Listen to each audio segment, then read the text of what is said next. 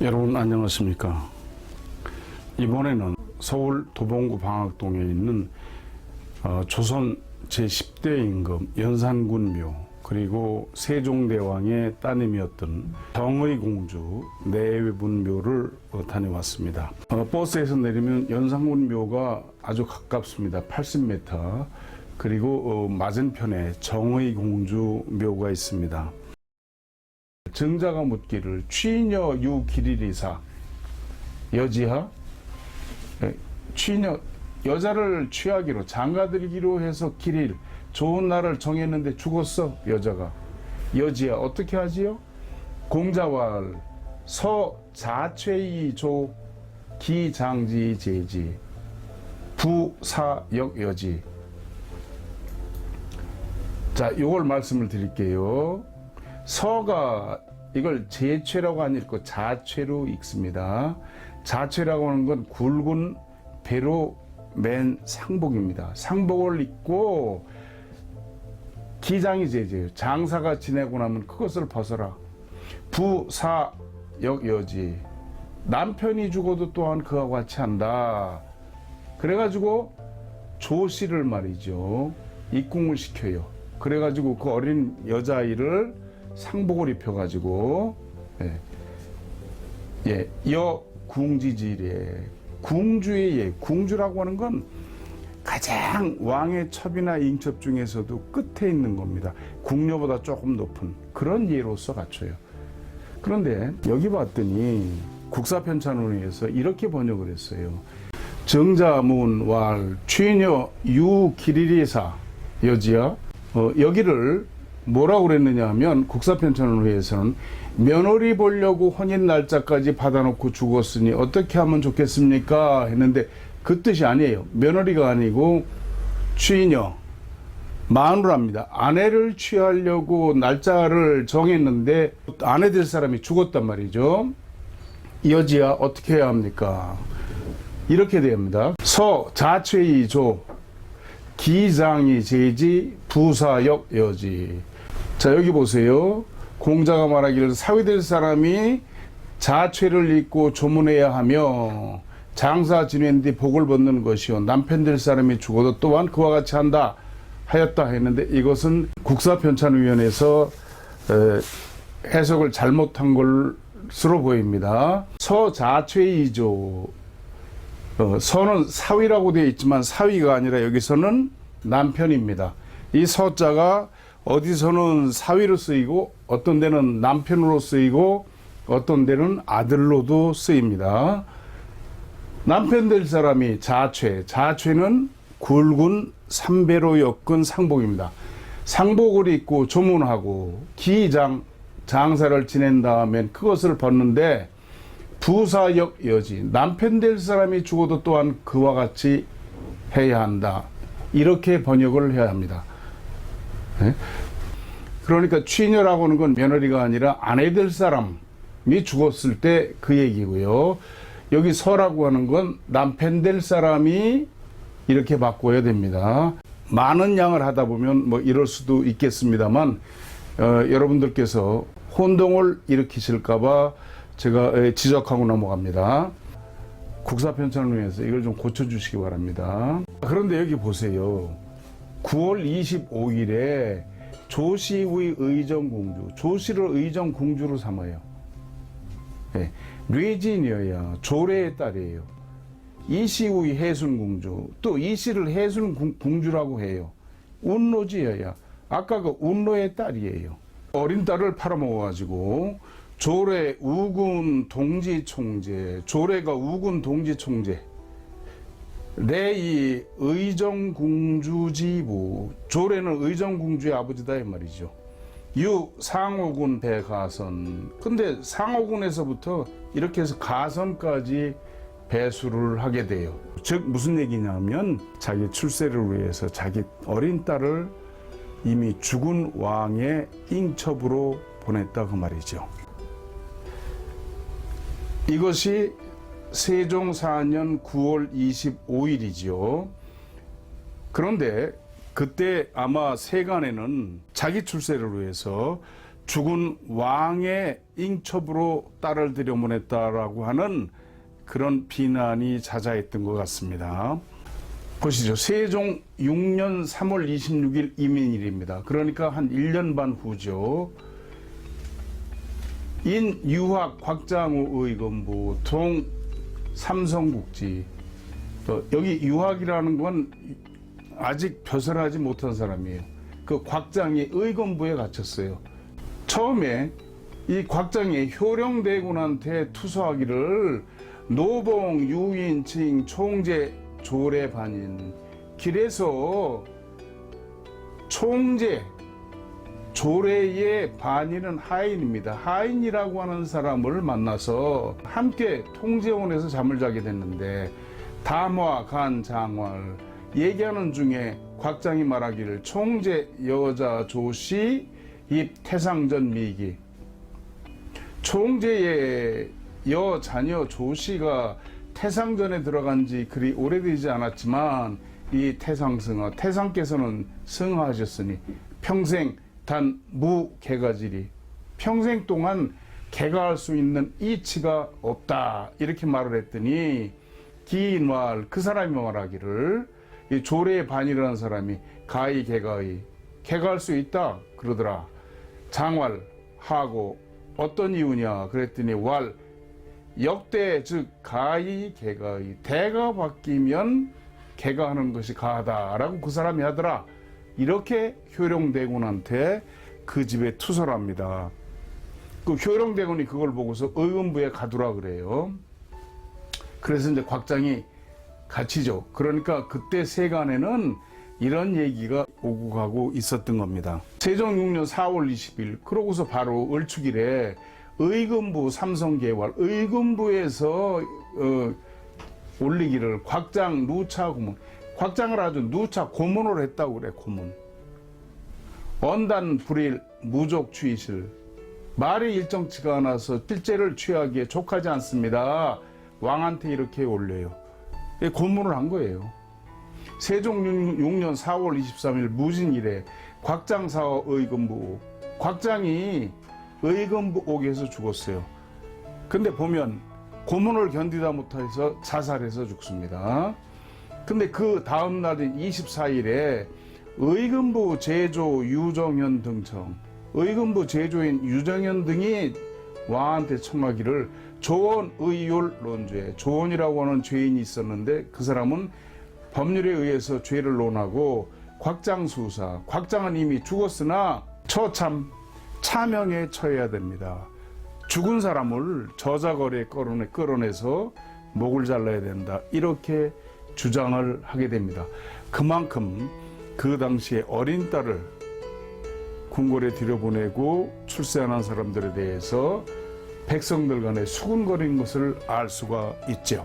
그래서 이 묘, 가운데 있는 묘는 이 조씨의 묘입니다. 이 조씨는 1454년 사망한 걸로 되어 있어요. 근데 입궐 당시 나이가 없습니다. 아마 13, 14세로 추정이 되고 32, 33년을 홀로 산 후 대략 45세 전후에 사망한 것으로 추정이 됩니다. 그래서 여기다가 묘를 썼는데 나중에 연산군이 죽고 나니까 이 묘 위에다 이렇게 써서 묘가 5기가 된 거죠. 연산묘 뒤에서 본 겁니다. 연산군 부인, 여기 조씨, 연산군 사위, 구씨, 연산군 딸, 이렇게 되어 있습니다. 어린애들은 죽여서 그냥 다 갖다 버린 거죠. 이 연산군 묘를 뒤 그리고 앞에서 측정을 해봤습니다. 예, 여러분, 여기는 쫓겨난 왕 연산군 묘입니다. 능이라고도 못하고 묘라고 되어 있는데요. 이쪽이 연산군이고 저쪽이 부인입니다. 이 주변에 전부 다 아파트가 들어서서 지금은 이렇게 변화가 됐군요.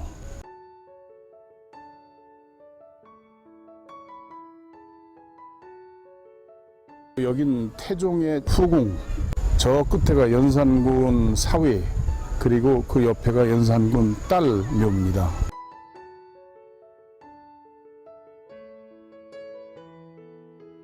주변이 뭐 그렇게 신통치가 않습니다. 여기 보시면은 저쪽에 청룡도 상당히 짧죠.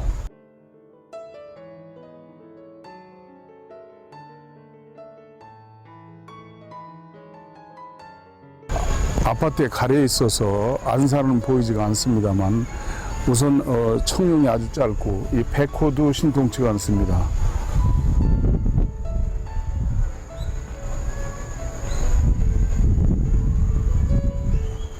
예, 쫓겨난 왕의 무덤이니까 그렇겠지요. 예, 90도 정도 회전을 합니다. 예, 90도 정도. 예.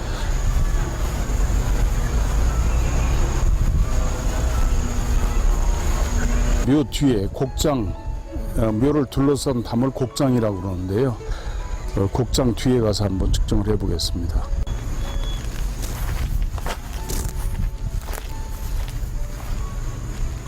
(90도) 정도 회전을 합니다. 여기가 묘 중앙인데요. 좀 약하죠. 많이 약합니다. 네.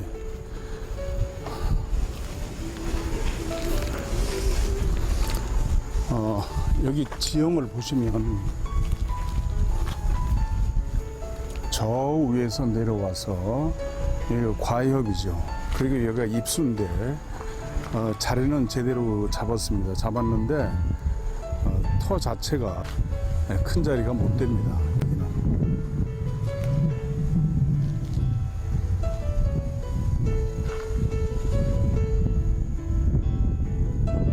청룡이 아주 짧죠, 저기. 그리고 백호도 뭐 제대로 쌓아주지를 못한 그런 자리죠.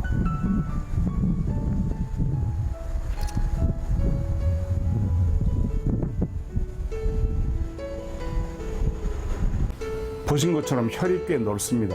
그러나 혈은 약하죠.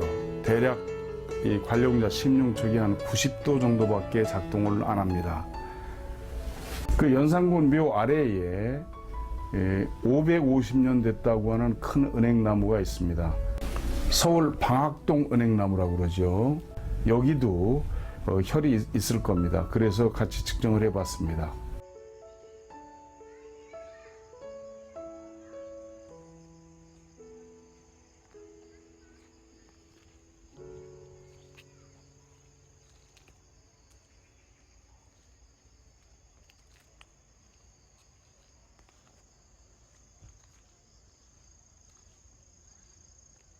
여기까지 내려오죠. 대략 연산군 묘에서부터 여기까지 혈이 내려오는 걸 알 수가 있습니다. 연산군 묘의 혈은 이렇게 이어집니다. 이 위에서 이렇게 해가지고 이 나무 있는 데까지 오는데 넓긴 넓지만 혈이 크게 강하지는 않다는 말씀이죠. 뭐 폐왕으로 쫓겨나서 죽었으니 뭐 크게 좋은 자리에 쓰진 않았을 겁니다. 다음에 정의공주 내외분 묘입니다. 바로 길 건너에 있습니다. 여기가 정의공주고요. 여기가 정의공주 남편이 되죠. 주변이 개발이 되고 음식점이 들어오고 그래서 참 좀 안타깝다는 생각이 들더군요. 여긴 들어갈 수 없게 이렇게 해놨습니다. 네, 아마 안신에서 관리를 하는 것 같아요. 여기는 양효공 안맹담 그리고 정의공주 묘역입니다. 이 안맹담이 아주 뛰어났기 때문에 세종대왕이 아주 끔찍하게 사랑했던 그런 사유였는데 이렇게 죽었다는 거죠. 들어갈 수는 없기 때문에 밖에서 관룡자 심룡촉으로 측정을 해봤습니다.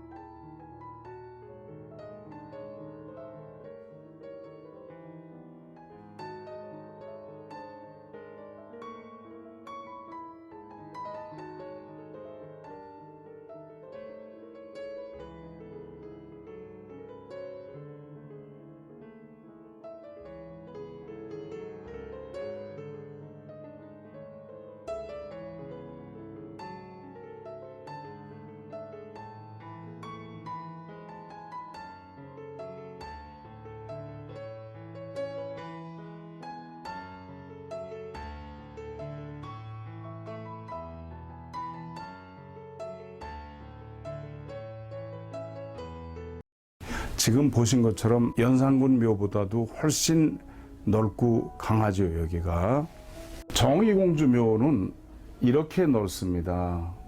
아주 강합니다. 그리고 혈이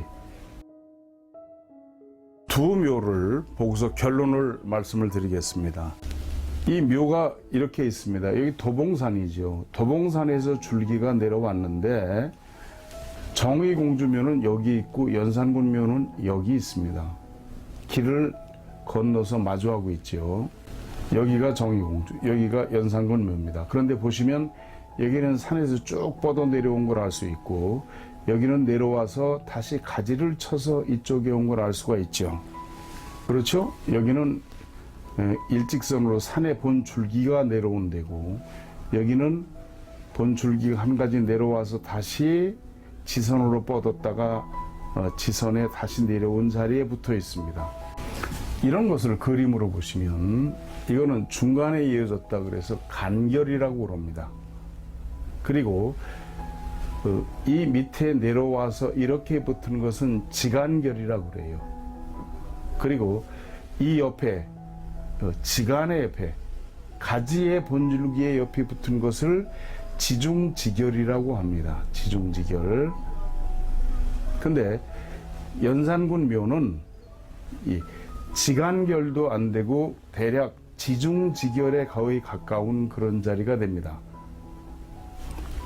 정의공주 묘하고 비교했을 때 상당한 차이가 있는 거죠. 그렇죠? 여기는 이렇게 일직선으로 내려와서 이렇게 돼 있고 여기는 내려와서 가지에서 뻗은 다시 가지에 맺힌 이런 자리가 되겠습니다. 그러니까 여기는 이 앞에 이 부분이 전부 다 안산을 이루는데 여기는 이쪽에 붙어 있는 이런 자리죠. 그러니까 여기는 대지고 여기는 그만큼 소지, 작은 자리가 되는 겁니다. 여러분도 기회가 되시면 방학동 가는 버스를 타시고 연산군 정의공주묘에서 내려서 한 번씩 가보시기 바랍니다. 권력이라는 게 얼마나 허망한 건지, 그렇게 사람을 많이 죽이고 온갖 악행, 못된 짓을 했던 연산군도 결국 일찍 죽어서 저렇게 들어가 있는 걸 보니까 참으로 권력의 허망함을 다시 느끼게 됩니다. 종전에 권력을 잡았던 사람들, 또 앞으로 권력을 잡을 사람들한테 큰 교훈이 될 것입니다. 시청해 주셔서 감사합니다.